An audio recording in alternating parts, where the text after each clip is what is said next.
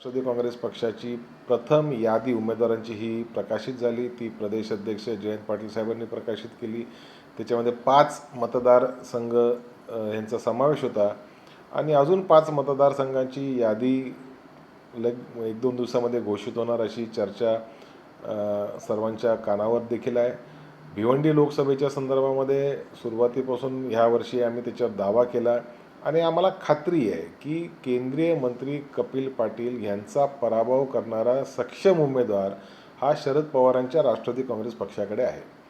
ठीक आहे, काँग्रेसने 3 वेळा तिकडनं निवडणूक लढवली, एकदा ते यशस्वी झाले, 2 वेळा अपयशी झाले, परंतु काही सीटांमध्ये अदलाबदल ठेवणं किंवा त्याच्याबद्दलची फ्लेक्सिबिलिटी असणं, शेवटी आपली लढाई कुणाशी आहे? आपली लढाई भारतीय जनता पार्टीसोबत आहे. एकीकडे संविधानाच्या विरुद्ध मनुवादी अशी मनुस्मृती अशी ही लढाई आहे आणि त्याच्यामुळे संविधान जर वाचवायचं असेल तर विनेबिलिटी हा कॉन्सेप्ट हा महत्त्वाचा आहे.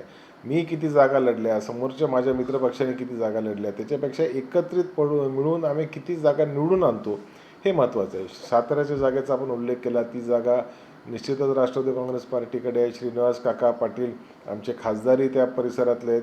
आता ठीक आहे, काही तब्येतीचं कारण त्यांनी जरी पुढे केलं असलं तरी त्या मतदारसंघामध्ये आमच्याकडे तुल्यबळ असे उमेदवार आहेत. त्याच्या संदर्भामध्ये बाळासाहेब पाटील असतील, त्या ठिकाणी जे शशिकांत शिंदे असतील, अशा सुनील माने आमचे जिल्हाध्यक्ष आहेत, ते तिकडचे उमेदवारीसाठी इच्छुक आहेत. त्याच्यामुळे उमेदवाराची कमतरता अशी मी म्हणणार नाही. माढ्याच्या लोकसभा मतदारसंघामध्ये आपणच म्हणालात मगाशी की तिकडे माळशिरसवाल्यांचा तीव्र विरोध हा निंबाळकरांच्या उमेदवारीला आहे. खरं तर पहिल्या यादीमध्ये रणजितसिंह निंबाळकरांची उमेदवारी घोषित झाली आणि तिकडनंच खरं तर सुरुंग लागला. माळशिरसच्या नेत्यांनी त्याला विरोध केला, ते भारतीय जनता पार्टीमध्येच आहेत. फलटणच्या नेत्यांनी विरोध केला, ते अजितदादांच्या राष्ट्रवादी काँग्रेस पार्टीमध्ये आहेत. आणि पहिल्या दिवशी मी सांगितलं होतं की ह्या माढ्याच्या लोकसभेवरनं त्या ठिकाणी वाद पेटणार.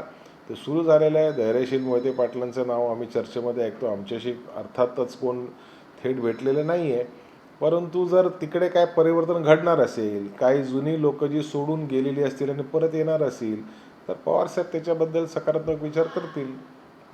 तुम्ही जागांच्या अदलाबदली संदर्भात देखील बोलला.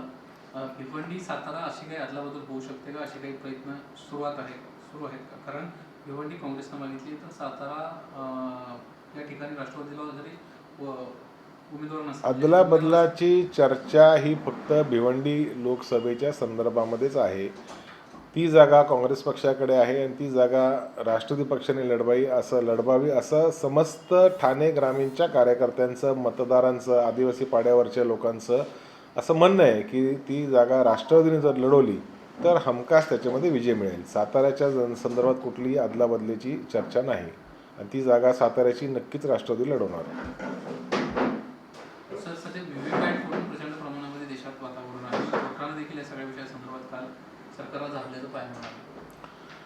वास्तविक कोर्टाने अनेक विषयावर अनेक वेगवेगळ्या संस्थांना झापलेलं आहे. कोर्टाने सरकारला झापलं. काल CBIच्या यंत्रणेसंदर्भात देखील त्यांनी म्हटलं की तुम्ही जे महत्त्वाचे विषय ते सोडून भलत्याच गोष्टींचा तपास करत चाललेले आहे. ईडीला काल दिल्लीच्या हायकोर्टाने देखील ईडीला त्याच्यावर ताशेरे ओढले की कुठल्या विषयांवर काय गांभीर्य घेतलं पाहिजे त्याचं तुम्ही व्यवस्थित मूल्यमापन करत नाही. आणि आमचा पहिल्या दिवसापासून आरोप आहे की केंद्रातलं भारतीय जनता पार्टीचं सरकार हे केंद्रीय यंत्रणेचा दुरुपयोग राजकारणासाठी करते. देशद्रोही जर कोण कारवाया करत असेल तर त्याच्यावर तुम्ही 100% कारवाई केली पाहिजे. आता उत्तर पूर्व विभागामध्ये चायनाचा एवढं अतिक्रमण झालेलं आहे, त्याच्यावर एक शब्द देशाचे पंतप्रधान बोलत नाही, संरक्षण मंत्री बोलत नाही किंवा बाकीचे कोण लोक बोलत नाही. परंतु ह्याची वस्तुस्थिती नेमकी काय आहे ही देखील जनतेच्या समोर येण्याची आवश्यकता आहे. संयुक्त राष्ट्रसंघाची एक उपशाखा आहे, त्याला इंटरनॅशनल लेबर ऑर्गनायझेशन म्हणतात. त्याचा 3-4 दिवसाआधी एक अहवाल प्रसिद्ध झाला. त्या अहवालात त्यांनी सांगितलं की भारतामध्ये जी बेरोजगारी आहे त्या बेरोजगारीमध्ये 83% हे युवक आहेत. म्हणजे तरुण वर्गामध्ये 83% तरुण वर्गामध्ये बेरोजगारी आहे. हे आम्ही आधीपर्यंत सांगतच होतो, पण आता संयुक्त राष्ट्रसंघाचा अहवाल हा प्रसिद्ध होतो आणि त्याच्या माध्यमातून ही माहिती समोर येते की 83% बेरोजगारांची संख्या ही युवकांमध्ये मोडते. मग मोदींनी 10 वर्षामध्ये काय केलं? दरवर्षी 2 कोटी रोजगार निर्माण करणार होते, मग त्याचा काय झालं? हाही प्रश्न आम्हाला विचारावा लागतं.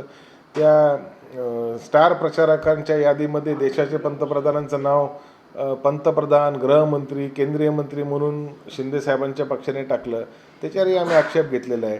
आणि वास्तविक संविधानाचं पद हे संविधानाचं कर्तव्य बजावण्यासाठी असतं. तसंच एक संविधानाचं पद रामदास आठवले साहेबांना मिळालं. त्यांना वास्तविक ज्या समुदायाचं आपण प्रतिनिधित्व करतात त्याच्यासाठी ते तुम्हाला पद दिलं गेलं. मोदी सरकारने दिलं, त्याच्या आधी आम्ही देखील दिलं. परंतु लोकसभेमध्ये जायचं, शायरी करायची आणि शेरोशायरीमध्ये वेळ घालवायचा, लोकांसाठी काहीच करायचं नाही, उपेक्षित वर्गासाठी काहीच करायचं नाही. मग मोठ्या मोठ्या भाषणं करायची की सोलापूरची जागा लढवणार, पंढरपूरची जागा लढवणार. शेवटी भारतीय जनता पार्टीच्या महायुतीने आठवल्यांची काय किंमत केली, एकही त्यांना जागा मिळू शकली नाही, ही वस्तुस्थिती आहे. Yes, thank you.